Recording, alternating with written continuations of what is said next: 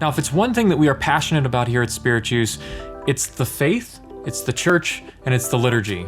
Actually, those are 3 things I can't count.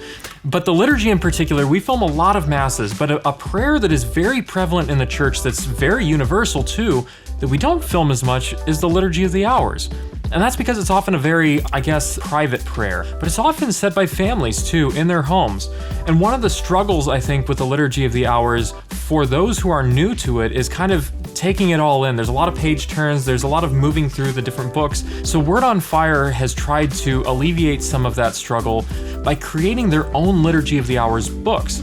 And now these don't require you to bounce back and forth. They're very linear in the way that they're laid out, and they're day by day, so it's very easy to follow along and very easy to pick up. Just about anyone, if you can read, you can do the Liturgy of the Hours by Word on Fire. So as they were creating these books, they called us in to create some promo videos for it, not just for the books themselves, but also for the Liturgy of the Hours as a whole, the experience of going through it. We had to capture all of these things in a very short amount of time with some limited crew, but we wanted to make sure that we didn't drop the quality at all. That's just not an option. So we utilized some unique tools that we have here. We usually shoot these pieces on ARRI, on Red, some of the really high-end cinema cameras that are available today, but we actually dropped it to a different camera this time, and we went to a Canon, in particular because of the autofocus. Now, paired with a gimbal, the Canon cameras have been phenomenal for us, being able to move in and out quickly, to be able to get jib shots, well, what looks like jib shots, but maybe aren't actually jib shots.